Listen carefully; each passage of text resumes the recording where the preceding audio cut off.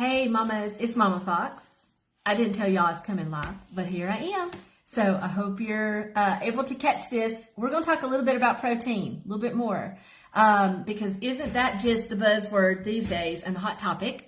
And I want to help you and myself get this all sorted out, okay?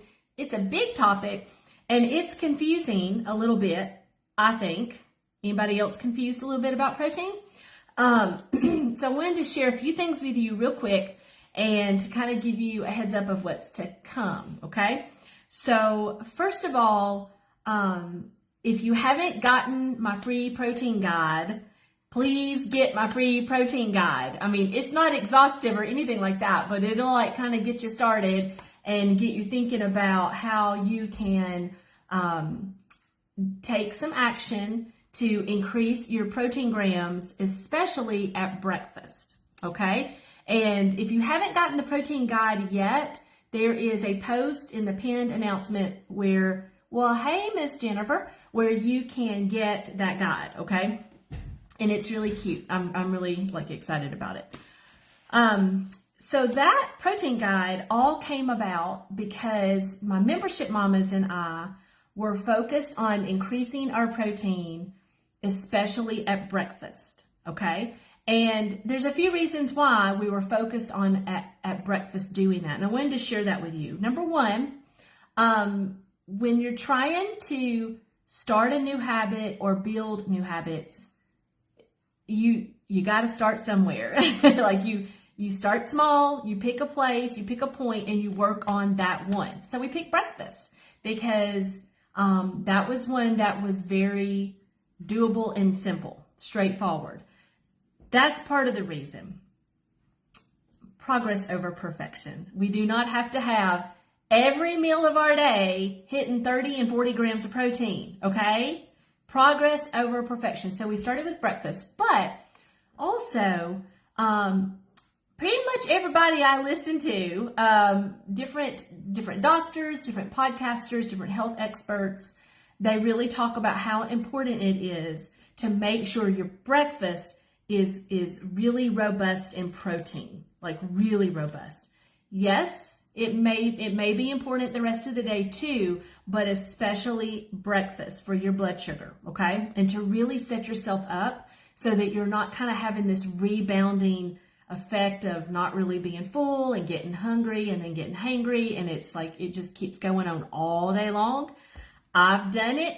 I'm still going to mess up some, but I can tell when my breakfast ain't right, the rest of my day is not going to go nearly as well, okay? So that's what we were doing, and so the protein guide sort of came out of that, and then there was a lot of questions in this group, excuse me, where about protein, and there still are, and so that's why I decided, to just share this with everybody that wanted to get that, just to kind of help us think about that. Now, the next thing I want to tell you, I was sharing this with my mamas in my different groups. I am in the process of reading a book that was gifted to me by my dear friend, and I'm going to show it to you, and I think I'm recommending it, but I haven't read the whole thing. So, like, if y'all read it and she starts cussing, I have no idea. She hasn't started cussing yet, but I think it's okay. I'll keep you posted. But it's called Forever Strong by Dr. Gabrielle Lyon. And I have listened to her be interviewed numerous times over the past year. And I just started listening to her podcast recently. And I've only listened to a few episodes that were recommended. Really good. And she does a lot of interviewing of experts and different people and things. But she's really kind of like the go-to protein and muscle guru, like big time. Like Dr. Mark Hyman has had her on his podcast, and Sean Stevenson, which I love Sean Stevenson. He's my favorite, but he is spicy. So earbuds in if the kids are around, or if you're sensitive, skip it. He's usually bleeped out, but sometimes, you know what he's saying. So but he is my favorite. I love him.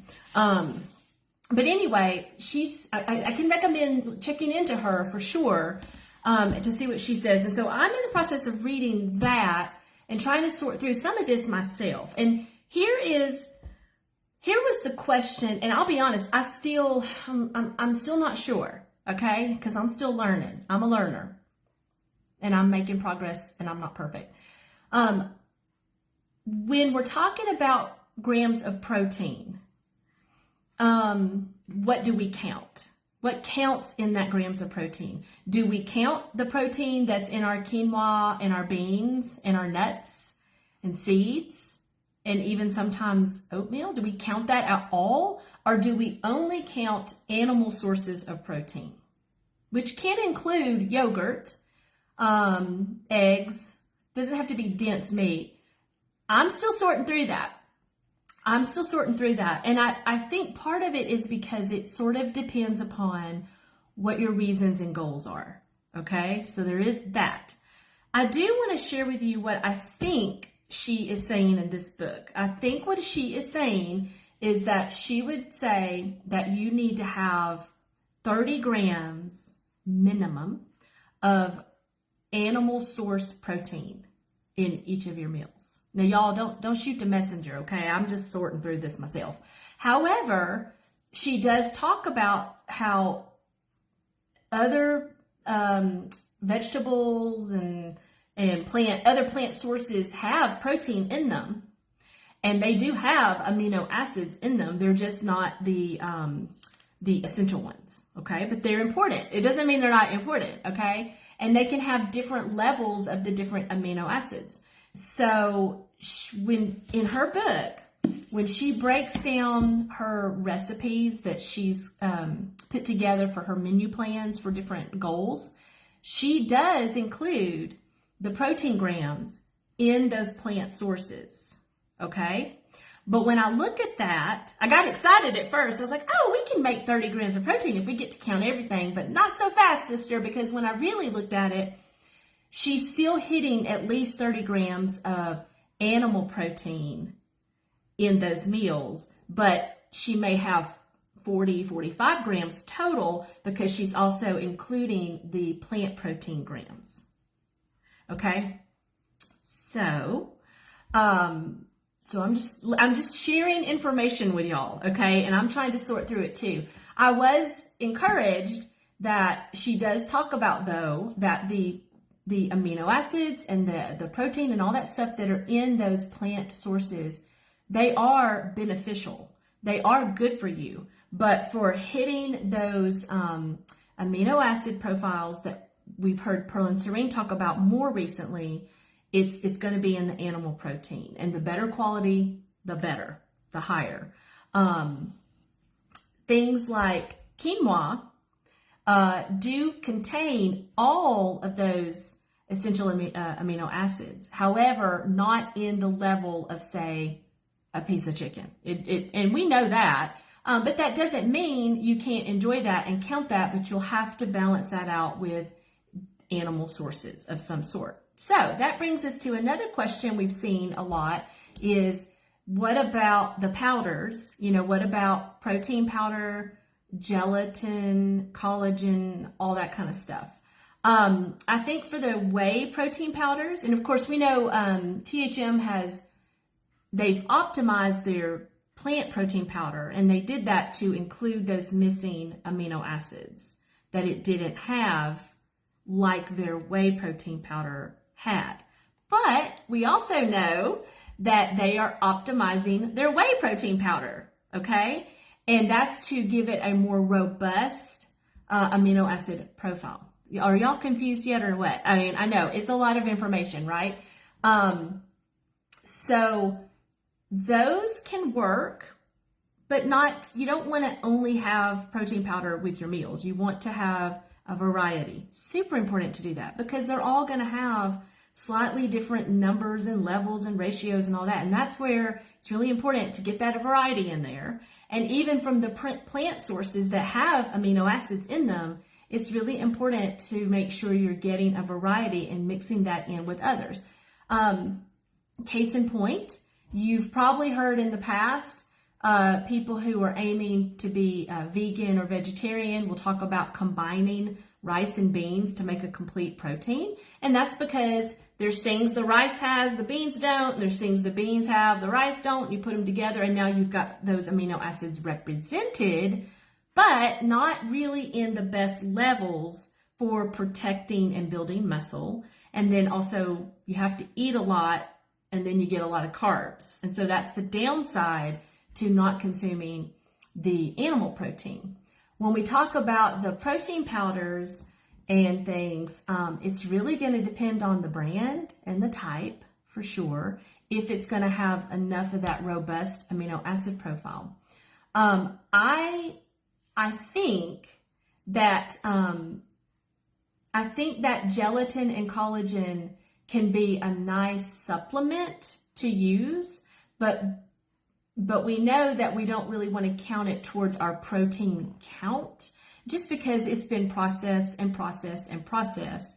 And it may or may not have enough levels of amino acids by the time it's done to really give us that good muscle building effect. That doesn't mean you can't enjoy it and use it on plan. I certainly do. And you may be utilizing it for other reasons, and that's okay. We know that gelatin and collagen are super wonderful for gut health, skin, hair, nails, joints, inflammation, all that stuff. It's wonderful for that. So don't throw that out at all. I just don't know that I would count those towards my protein goals per se, if that makes sense. And I know like a long time ago, maybe we did, but when you learn better, you do better. And so I don't think I would count those personally in my protein goals, but that doesn't mean they're not wonderful and beneficial for other reasons. Okay. It's kind of like, let me think. Romaine lettuce. It doesn't have protein in it, but that doesn't mean it's beneficial for other reasons, right? So just keep everything in perspective there. Now, what Dr. Gabrielle recommends as a baseline is 1 gram of protein per ideal body weight in pounds. So like, if you're like, wow, man, when I got married, 25, 30, 40 years ago, I only weighed 130 pounds. Whew. Then maybe your protein goal is 130 pounds, right? Or maybe you're like, I'm short, and when I got married, I only weighed 120. Then your protein goal is probably going to be 120 grams of protein a day. That is a lot. And I'm right there with you. I really am. I am right there with you. She does say that if that sounds like a lot, because it is to start, I appreciate the fact that she's also a progress over perfection mama. So her recommendation would be start with a minimum of 100 grams of protein, like as a maintenance level, like, just kind of repairing type level amount. Start with 100 grams. And of course, that's going to be divided over the course of the day through your meals and snacks. She shares the information and research and has looked into it and piling up the protein at just 1 or 2 meals only is not, the data and information isn't showing that that's beneficial in any particular way. Divide it up over the course of the day. So minimum 100 grams, minimum, but that's not actually ideal. Ideal would be more of a gram per your ideal body weight, like what you wishing, like a lot of us are like, yeah, on the day I got married, before kids, that right there. So that just to kind of give you an idea. Now, this is what I told my membership mamas, and I've mentioned it in here also, and then I'm going to wrap up because I don't want to keep y'all too long. Ladies, we have to do this. If think about it like in any other thing, like if you were going to, if you decided I'm going to run a marathon this year, and you're not a runner, it's doable, but you're going to train and practice, and you're going to build up to the marathon. You're going to build up, or maybe let's back that down to a 5K. Let's just talk 5K. That sounds more reasonable. Okay. Let's say you're not a runner, but you're like, I'm going to do a 5K this year, and I'm going to run it, not just walk it. Okay. Now, listen, ain't no shame if you're going to walk it. That's what I would be doing. My doctor told me not to run. My podiatrist said I can't run. So, see, I don't have to worry about it. But let's say you wanted to do a 5K this year and you're not a runner. Well, you're going to build up to that. You're going to do a little bit more each day. You're probably going to have kind of a program where you start with one point and you add and you add and you add. Same thing with this protein thing. Same thing here.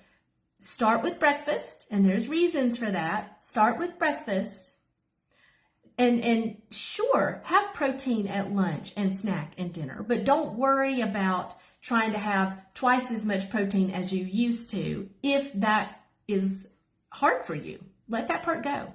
Start with breakfast. And then even with breakfast, if the idea of having 30 to 35 grams of protein at breakfast, and we're talking like animal protein and not just like collagen, if that has you going, okay, then just increase it a little bit. That's what I told my membership mamas, and that's what I want to share with you. So for example, if you're like, I can barely get 2 eggs down, Mama Fox. That's my max. I can't do it, anything else. Okay, do your 2 eggs and 1 piece of turkey bacon, or 1 sausage link, or maybe a little small baby frat with like a tablespoon or 2 of protein powder in it. Like, increase it a little. Just work on bumping it up a little bit. And I mean, my membership mamas and I, for 1 week, we paid attention to our breakfast, and we did something we never do. We counted. Like, we don't do that. I'm not a counter. I've never been a counter. Don't plan on counting. But sometimes it's good to count, to keep track of actually what's going on just for a week, so that you can kind of see, ooh, my goodness, I thought I was hitting my protein goals. I ain't even close.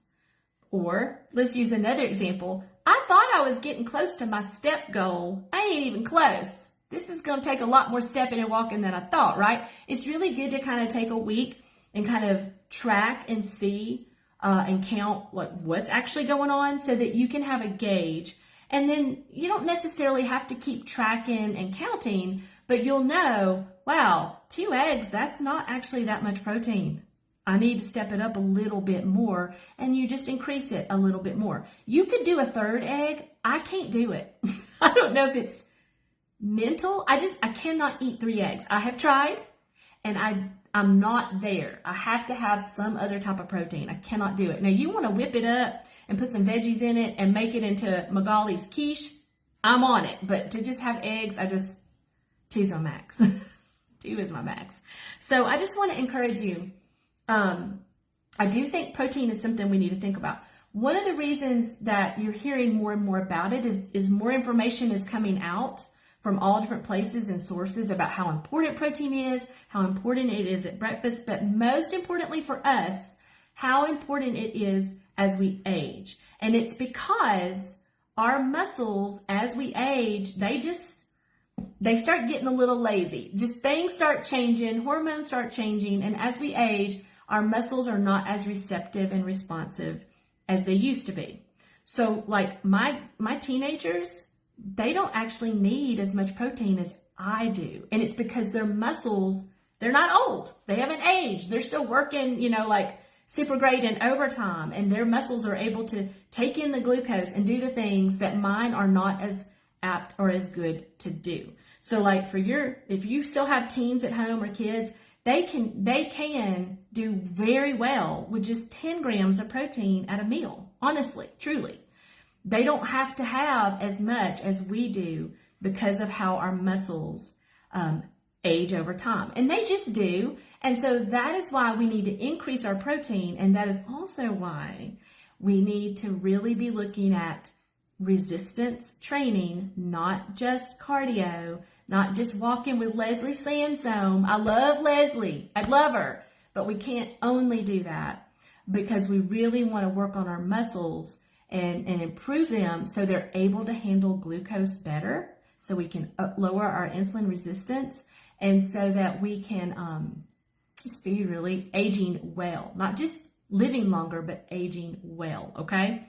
So throwing that out there to you, that's kind of a lot, but I wanted to share that. And I wanted to kind of set us up for March, because in March here, like I mentioned last week, we're going to be focused on healthy hormones, and we're going to have a 2-week challenge in March. It's totally free, remember, and it starts March 18th. I believe that's the Monday. It's going to be towards the end of March, hopefully after spring break and all that kind of stuff.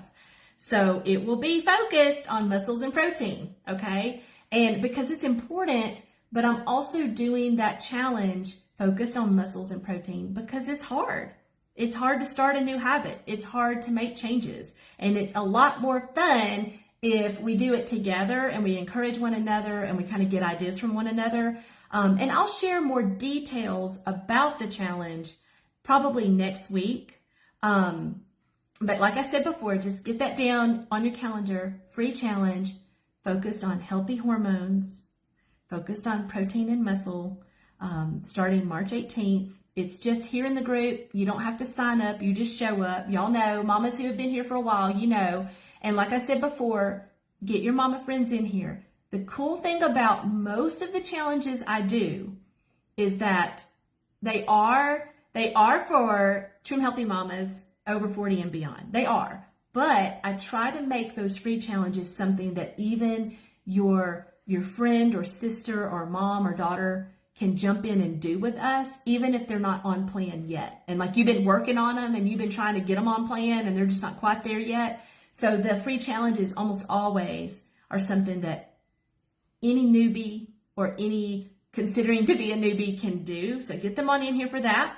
I'll share more about it next week and more about the healthy hormone stuff. And as I learn more and read more and get things sorted out in my own brain about it, I will be sure to share that with y'all here in this group. Certainly membership mamas, y'all know we dive really deep in the membership into these kind of topics and learning and things like that. So anyway, all right, thanks for hanging out with me this morning. My kids are about to walk in the door from piano and I have to feed them an early lunch. And then I'm not home hardly the rest of the day because Tuesdays are crazy here. So if you ever message me, if you ever send me a message or ask me a question after like dinner on Monday night, I got my phone put up, y'all. After dinner Monday night and Tuesday, my Tuesdays are nutty. So I usually don't get to catch up on those things until Wednesday. So it's just weird. Tuesdays is almost an off day, except I love to go live in my different groups and things. So anyway, all right, ladies, I hope you have a great rest of your day. And I hope the protein chat was a little bit more helpful. I know it didn't answer all your questions. It didn't answer all my questions either. I'm still learning and sorting and thinking. But what I am doing and what I'm telling my membership mamas is start with breakfast, increase the protein there, and get comfortable with that. And when I say increase the protein, did you hear me say throw out the veggies? No, you did not. We're still eating our veggies and greens. Your gut has to have them. Your immune system has to have them. Your serotonin level has to have it, believe it or not. We have to take care of that too. So I did not say throw out your veggies and greens. I just said increase your protein a little bit. Okay? All right. Bye, ladies.